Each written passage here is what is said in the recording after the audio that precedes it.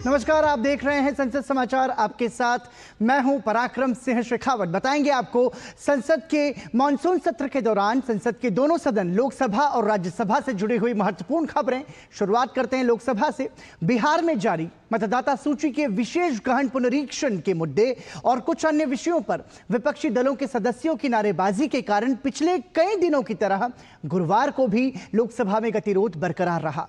प्रश्नकाल सिर्फ 12 मिनट ही चल सका तो शून्यकाल व्यवधान की भेंट चढ़ गया। हालांकि विपक्ष के हंगामे के बीच सदन में मणिपुर माल एवं सेवा कर संशोधन विधेयक 2025 और मणिपुर विनियोग विधेयक 2025 पारित किया गया। विपक्ष के हंगामे के कारण सदन की कार्यवाही पहले सुबह 11:12 पर दोपहर 12 बजे तक के लिए स्थगित करनी पड़ी और फिर 12:10 पर दोपहर 2 बजे तक और दोपहर 2:25 पर शुक्रवार सुबह 11 बजे तक के लिए स्थगित कर दी गई। कांग्रेस और उसके सहयोगी दल मानसून सत्र की शुरुआत से ही एसआईआर के मुद्दे पर चर्चा की मांग करते हुए हंगामा कर रहे हैं, जिससे सदन में गतिरोध बना हुआ है। सदन की कार्यवाही आरंभ होने पर लोकसभा अध्यक्ष ओम बिरला ने जैसे ही प्रश्नकाल शुरू कराया, विपक्षी दलों के सदस्य अपने स्थान पर खड़े हो गए और आसन के निकट पहुंचकर एसआईआर वापस लो के नारे लगाने लगे। सदन में व्यवधान के बीच ही आवास एवं शहरी कार्य मंत्री मनोहर लाल खट्टर ने कुछ पूरक प्रश्नों के उत्तर दिए। लोकसभा अध्यक्ष ओम बिरला ने विपक्षी सदस्यों से सदन की कार्यवाही चलने देने की अपील की। उन्होंने कहा कि प्रश्नकाल में महत्वपूर्ण मंत्रालयों और विभागों पर चर्चा है। विशेष रूप से हमारे जनजातीय क्षेत्र के बहुत सदस्य आज प्रश्न पूछना चाहते हैं। लोकसभा अध्यक्ष ने कहा कि मेरा प्रयास होता है कि सदन चले और चर्चा हो। आप नियोजित तरीके से सदन को बाधित करते हैं, आप तख्तियां लेकर सदन में आते हैं, देश आपको देख रहा है। हंगामा नहीं थमने पर उन्होंने सदन की कार्यवाही 11:12 पर दोपहर 12 बजे तक के लिए स्थगित कर दी। कार्यवाही दोपहर 12 बजे पुनः शुरू हुई तो पीठासीन सभापति संध्या राय ने आवश्यक कागजात प्रस्तुत कराए। विपक्ष के सदस्यों ने एसआईआर के मुद्दे पर व्यवधान शुरू कर दिया और हंगामे के बीच ही वित्त मंत्री निर्मला सीतारमण ने मणिपुर माल एवं सेवा कर संशोधन विधेयक 2025 लोकसभा में पेश किया। उन्होंने मणिपुर माल एवं सेवा कर संशोधन अध्यादेश 2025 का संख्यांक 1 को तत्काल लागू करने के कारणों को दर्शाने वाला एक विवरण भी सदन में प्रस्तुत किया।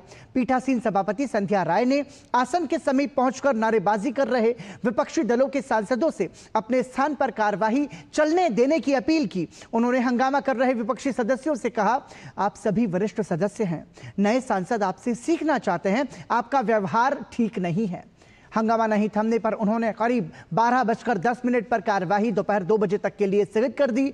कार्यवाही दोपहर 2 बजे आरंभ होने पर विपक्षी दलों के सदस्यों के व्यवधान को लेकर वित्त मंत्री निर्मला सीतारमण ने उन पर निशाना साधते हुए कहा कि मणिपुर के लिए घड़ियाली आंसू बहाने वाले विपक्षी दल मणिपुर के हित में जो पैसा जा रहा है उसके खिलाफ बोल रहे हैं। निर्मला सीतारमण ने कहा कि विपक्ष हमेशा मणिपुर के बारे में बातें करता है, लेकिन वो मणिपुर को धनराशि नहीं जाने दे रहे हैं और मणिपुर के बजट के खिलाफ बोल रहे हैं। जीएसटी परिषद द्वारा अनुमोदित निर्णयों को लागू करने के लिए पारित किया गया मणिपुर वस्तु और सेवा कर संशोधन विधेयक 2025 इस संबंध में लागू किए गए मणिपुर वस्तु एवं सेवा कर संशोधन अध्यादेश 2025 का स्थान लेगा। विधेयक को चर्चा और पारित करने के लिए पेश करते हुए निर्मला सीतारमण ने कहा कि संशोधन एक संवैधानिक आवश्यकता है जिस पर अभी विचार किया जाना चाहिए। वित्त मंत्री ने कहा कि अगर ये अभी पारित नहीं होता है तो राज्य को उन संशोधनों को लागू करने में कठिनाइयां होंगी जिन्हें परिषद द्वारा लंबे समय से अनुमोदित किया गया है। उनका राजस्व प्रभावित होगा क्योंकि उनके पास कुछ वस्तुओं पर कर लगाने का अधिकार नहीं होगा। अन्य संशोधनों के अलावा यह विधेयक मणिपुर जीएसटी अधिनियम 2017 की धारा 9 में बदलाव करने का प्रस्ताव करता है, जिससे राज्य को मानव उपभोग के लिए शराब के निर्माण में इस्तेमाल होने वाले अल्कोहल या संशोधित स्पिरिट पर राज्य कर लगाने की अनुमति मिल जाएगी। एसआईआर के मुद्दे को लेकर विपक्षी दलों के सदस्यों के व्यवधान के बीच सदन में मणिपुर विनियोग विधेयक 2025 भी ध्वनि मत से पारित कर दिया गया। यह विधेयक वित्तीय वर्ष 2025-26 की सेवाओं के लिए मणिपुर राज्य की संचित निधि से कुछ राशियों के भुगतान और विनियोग को अधिकृत करता है। सदन में विपक्षी दलों के सदस्यों का व्यवधान नहीं थमने के कारण विधेयक बिना किसी चर्चा के ही पारित हुआ। वित्त मंत्री ने कार्यवाही बाधित करने के लिए विपक्ष की आलोचना करते हुए कहा कि वो मणिपुर की बात तो करते हैं, लेकिन वो नहीं चाहते कि पैसा उस राज्य को मिले जो राष्ट्रपति शासन के अधीन है। व्यवधान नहीं थमने पर पीठासीन सभापति जगदंबिका पाल ने सदन की कार्यवाही दोपहर करीब 2:25 पर दिन भर के लिए स्थगित कर दी। सदन में व्यवधान के बीच कुछ देर चले प्रश्नकाल के दौरान जनता दल यूनाइटेड की सांसद लवली आनंद के पूरक प्रश्न का उत्तर देते हुए आवास एवं शहरी कार्य मंत्री मनोहर लाल ने कहा कि 2015 में स्मार्ट सिटी मिशन शुरू हुआ है। उसके अंतर्गत 2216 करोड़ रुपए की लागत के 196 परियोजनाएं शुरू की गईं। इनके तहत 8000 शहरों नगरों का चयन किया गया था। उन्होंने बताया कि इनमें कुल 7500 शहरों नगरों में ये परियोजनाएं पूरी हो चुकी हैं, यानी 95% काम पूरा हो चुका है। जल शक्ति मंत्री CR पाटिल ने लोकसभा में एक लिखित प्रश्न के उत्तर में कहा कि जल संसाधन परियोजनाओं की योजना, वित्त पोषण, क्रियान्वयन और रखरखाव राज्य सरकारों द्वारा स्वयं अपने संसाधनों और प्राथमिकताओं के अनुसार किया जाता है। मंत्री ने बताया कि विदर्भ, मराठवाड़ा और महाराष्ट्र के अन्य सूखाग्रस्त क्षेत्रों में 8 MMI और 83 सतही लघु सिंचाई MMI परियोजनाओं को पूरा करने के लिए एक विशेष पैकेज को भारत सरकार द्वारा वर्ष 2018-19 के दौरान आंशिक वित्तीय सहायता के लिए अनुमोदित किया गया। तो ये थी लोकसभा में सदन की कार्यवाही से जुड़ी हुई जानकारी। और आइए अब आपको बताते हैं संसद के उच्च सदन यानी कि राज्यसभा में गुरुवार को क्या कुछ खास हुआ। राज्यसभा ने तटीय क्षेत्र में नौवहन सेवाओं के विस्तार के लिए एक समग्र कानूनी व्यवस्था के प्रावधान से संबंधित तटीय पोत परिवहन विधेयक 2025 को आज विपक्षी दलों के सदस्यों के व्यवधान के बीच पारित कर दिया। इसके साथ ही इस पर संसद की मोहर भी लग गई। लोकसभा इसे पहले ही पारित कर चुकी है। पीठासीन उपसभापति घनश्याम तिवाड़ी ने विधेयक के पारित होने पर विपक्षी सदस्यों का व्यवधान जारी रहने पर सदन की कार्यवाही दिन भर के लिए स्थगित कर दी।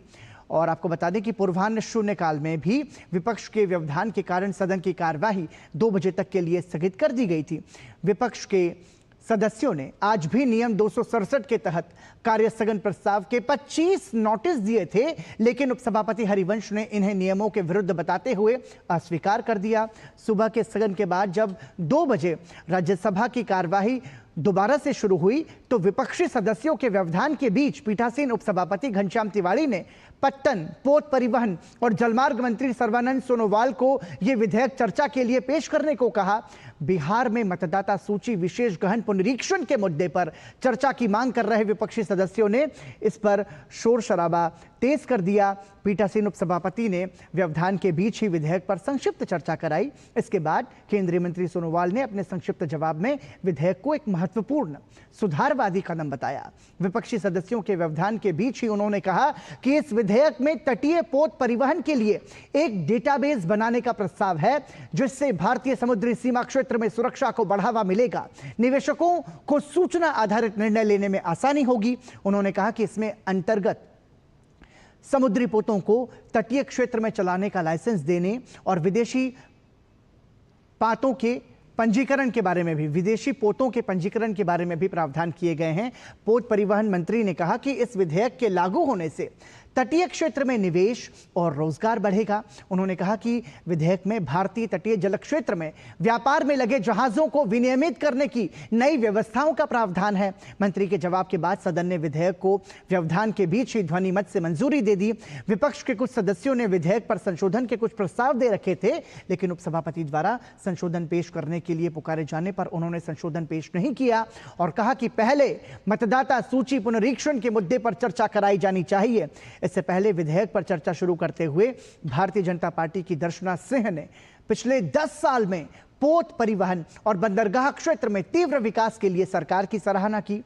वाईएसआर कांग्रेस पार्टी के गोला बाबू राव ने कहा कि समुद्र के रास्ते मालवहन किफायती है। अन्ना द्रमुक के एम तंबीदुरई ने विधेयक का समर्थन करते हुए श्रीलंका की नौसेना द्वारा तमिलनाडु के मछुआरों को प्रायः गिरफ्तार किए जाने और प्रताड़ित करने का मुद्दा उठाया। उन्होंने कहा कि मछुआरों को भारतीय समुद्री क्षेत्र में गिरफ्तार कर लिया जाता है और इस समस्या की जड़ कच्चा तीवू द्वीप को 1970 के दशक में उस समय की केंद्र की कांग्रेस और तमिलनाडु की द्रमुक सरकारों के दौर में असंवैधानिक तरीके से श्रीलंका को सौंपा जाना है।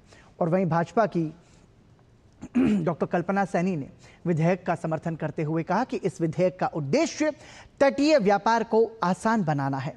शिवसेना के मिलिंद मुरली देवरा ने विधेयक का समर्थन करते हुए कहा कि समुद्र के रास्ते माल वहन बेहद सस्ता और प्रदूषण मुक्त हुआ है। भाजपा के राम भाई हरजी भाई मोकरिया ने भी विधेयक का समर्थन किया। भाजपा के बृजलाल ने कहा कि देश की तटीय सीमा 7,000 किलोमीटर लंबी है और हमारा ज्यादातर व्यापार समुद्र के रास्ते ही होता है। उन्होंने कहा कि यह कानून नौवहन के क्षेत्र में बेहद कारगर साबित होगा। विपक्ष के व्यवधान के कारण सदन में आज भी प्रश्नकाल नहीं चल सका, लेकिन सदस्यों द्वारा पूछे गए प्रश्नों के लिखित जवाब सदन के पटल पर रखे गए।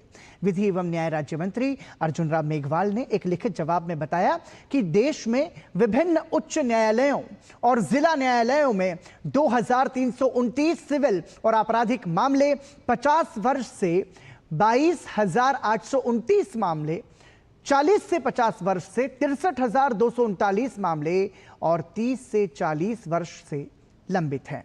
एक अन्य प्रश्न के लिखित उत्तर में उन्होंने बताया कि देश के विभिन्न उच्च न्यायालयों में न्यायाधीशों के 1,122 स्वीकृत पदों में से 788 पदों पर न्यायाधीश कार्यरत हैं। न्यायाधीशों के 334 रिक्त पदों की नियुक्ति के लिए 126 प्रस्ताव सरकार और सर्वोच्च न्यायालय कॉलेजियम के बीच प्रक्रिया के विभिन्न चरणों में है।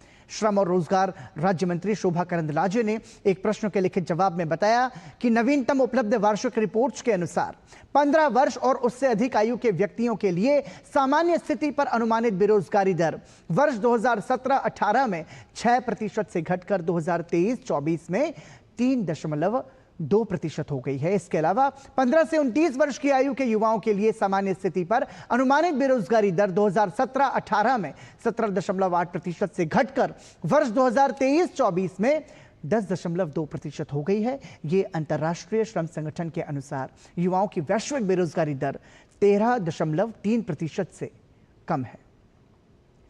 परमाणु ऊर्जा विभाग में राज्य मंत्री डॉक्टर जितेंद्र सिंह ने बताया कि देश में कुल बिजली उत्पादन में परमाणु ऊर्जा का योगदान लगभग 3% है।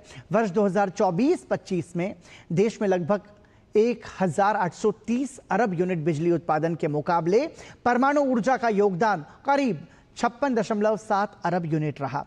पर्यटन मंत्री गजेंद्र सिंह शेखावत ने एक लिखित उत्तर में बताया कि इस वर्ष अप्रैल तक भारत में चिकित्सा के लिए आने वाले विदेशी पर्यटकों की कुल संख्या 1,31,856 है, जो इस अवधि के दौरान देश में आने वाले कुल पर्यटकों का लगभग 4.1% है। उन्होंने कहा कि सरकार ने विदेशी नागरिकों के चिकित्सा उपचार के लिए भारत आने की सुविधा के अंतर्गत 171 देशों के नागरिकों के लिए ई मेडिकल वीजा और ई मेडिकल अटेंडेंट वीजा सुविधा का विस्तार किया है। तो ये थी राज्यसभा में गुरुवार को सदन की कार्यवाही से जुड़ी हुई महत्वपूर्ण जानकारी और इसी के साथ संसद समाचार में आज के लिए इतना ही।